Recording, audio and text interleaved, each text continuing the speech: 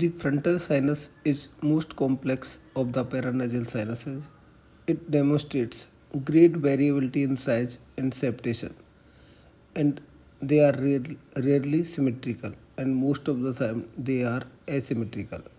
In up to 5% of the cases, this sinus is absent or rudimentary.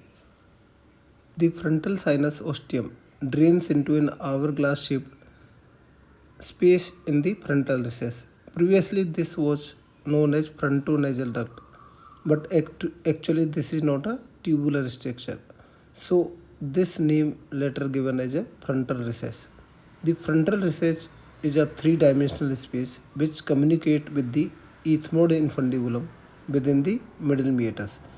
In essence, the ventilation and drainage of the both maxillary and frontal sinuses passes through narrow complex clefts and space before they can reach into the middle meatus.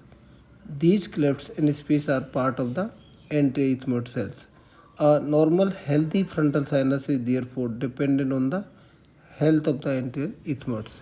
In frontal sinus, mucus transported inward direction. It means 60% of the mucus is exit, rest 40% is recirculate. This is along the frontal intersinus septum, laterally along the roof, and back medially along the floor. Then this comes out from the frontal recess. So 40% of the mucus is recirculate. So this is the only sinus where mucus is transport in the inward direction. The frontal recess is bound anteriorly by Agarnacy cell and frontal process of the maxilla and frontal beak. So anteriorly Agarnacy, frontal process of maxilla and frontal beak. The thickness of frontal beak depends on the pneumatization of the Agarnacy cells and presence of frontoethmoid cells. In general, but invariably, greater the number of the cells and pneumatization present, the smaller the beak and wider the frontal ostium. The medial border of the frontal recess is the superior attachment of the middle terminate and lateral lamella of the cubriform plate medially. So medially are middle terminate and lateral lamella of the cubriform plate. Height and angle of which depend on the insertion of the middle terminate. Lateral and posterior boundary are formed by the lamina papyracea and upward continuation of the anterior face of the bulla. If bulla lamina is absent superiorly, then suprabullar space will communicate directly with the frontal recess. In this situation, the anti-ethmoid artery is not protected by the bulla lamellae and may be at risk during dissection of the frontal recess. The anteroethmoid artery traverses the skull base from posterolateral direction to the anteromedial direction, means anteromedial direction toward the middle terminate, and is more likely to lie in the mesentery when the olfactory fossa depth is greater than 4 mm.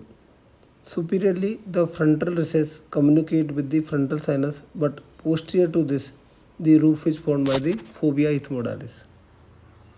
Both the Agarnacy and uncinate process are key structure in understanding the frontal recess. The Agarnacy cell is present about 90% of the patient.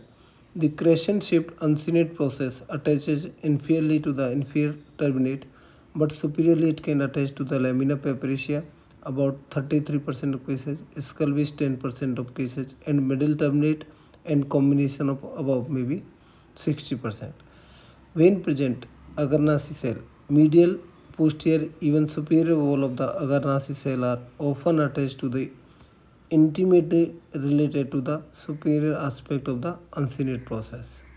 Following uncinectomy, this superior cut end of this uncinate sometimes seen as a vertical bar, and access to the frontal sinus is always medial to the this attachment of this superior terminate part, that is vertical bar, always medial to it. Accessory cells in the frontal recess and frontal sinus. This array of cells within the frontal recess of frontal sinus is complex and confusing. Wendt and Kuhn proposed this early classification that later has been modified, and this most recent classification, that is modified Wendt and Kuhn classification, describe these various cells and classify into three groups: anterior group cells, posterior group cells, and medial group cells. So anterior group cells are Agarnaceae cells and four type of frontoethmoid cells. Agarnaceae cells are cells that sit anterior or directly above the origin of the middle terminate and that possess the drainage pathway of the frontal sinus medially and posteriorly. And these cells can best seen on coronal and sagittal view. Frontoethmoid cells are four types. Type 1 is supraagar cells, single cells above the Agarnaceae cells. Type 2 cell is supraagar cell, which is tier of cells above the Agarnaceae cells. Type 3 cells are frontal cell that pneumatize into the frontal sinus. And type 4 cells are frontal cell that pneumatize into the frontal sinus and extend more than 50% of vertical height into the frontal sinus. And removing these cells will often require extended frontal sinus procedure. And these cells tend to push the frontal recess posteriorly. Now, posterior group of cells are suprabullar cells, cell of the bulla not pneumatizing into the frontal sinus, may contain the anterior artery and best seen on the sagittal view. Frontal bullar or suprabullar frontal cells, a cell that pneumatize forward into the bulla or suprabullar space. These cells crawl along the skull base into the frontal sinus and they extend to push the frontal sinus drainage pathway anteriorly, best seen on coronal view. Supraorbital ethmoid cells, pneumatization of the orbital plate of the frontal bone and posterolateral wall of the skull base. That give the impression that one has entered into the frontal sinus. They open posterior and laterally to the frontal ostium and associated with the anterior ethmoid artery and the mesentery. And last group is medial group. In this only one cell is there, that is intersinus cell or frontal septal cells. Cell based medially in the anterior ethmoid region and pneumatizing the interfrontal sinus septum. They tend to push the drainage pathway laterally and this cell best seen on coronal view. Now on radiography, Agarnaceae cells that sits anterior to and directly above the origin of the middle terminate. You can see this picture. This is Agarnaceae cells, and this is the drainage pathway medially. Frontal ethmoid type 1 cells, that is single cell above the Agarnaceae cells, that is supraagar cells, and this tend to push the drainage pathway posteriorly. And this is type 2 supraagar cells, that is tier of cells above the Agarnaceae cells. This also tend to push the frontal sinus drainage pathway posteriorly. And this is type 3 supraagar frontal cells, that is frontal cell that pneumatize into the frontal sinus, supraagar frontal cells. This also tend to push the drainage pathway posteriorly. And this is type 4 supraagar frontal cells, a frontal cell that pneumatize into the frontal sinus and extend by more than 50% of vertical height into the sinus. That also push the drainage pathway posteriorly, and removing these cells require extended frontal sinus procedure. Posterior group of cells, suprabullar cells, cell above the bulla not pneumatizing into the frontal sinus, may contain the antiethmoid artery, best seen on sagittal view. Second cell, that is suprabullar frontal cells, a cell pneumatized forward into the bulla and suprabullar space. These cells crawl along the skull base on the posterior wall of the frontal sinus. They tend to push the frontal sinus drainage pathway anteriorly, seen on coronal, sagittal and axial view. Third posterior cell or posterolateral cell is the supraorbital ethmoid cells. These cells pneumatize into the orbital plate of the frontal bone, posterior wall of the skull base. gives the impression that one has entered into the frontal sinus. They open posterior and lateral to the frontal ostium and associated with anti-ethmoid artery in mesentery. And medial group cell is intersinus frontal cell. That cell based medially in the anti-ethmoid region and pneumatized in the interfrontal sinus septum. That's why it's called interfrontal sinus cell. And they tend to push the drainage pathway laterally and best seen on coronal and axial view. For diagnosis of the frontal sinus disease, three things are important: clinical, endoscopy, and imaging. In clinical, headache is the most common symptom is headache in frontal sinus disease. Sinus headache are uncommon. An excellent review on the subject by Jones explained that vast majority of people presenting with symmetrical frontal headache have a tension type headache, not the frontal sinus headache. And unilateral episodic headache are vascular in origin like migraine. The headache history is important to try and characterize the symptom and exclude frontal sinusitis. Second investigation is the endoscopy after clinical examination. Enterrhinoscopy or nasal endoscopy with 4 mm, 3 mm or 2.7 endoscope you can assess the OMC complex and frontal recess drainage pathway.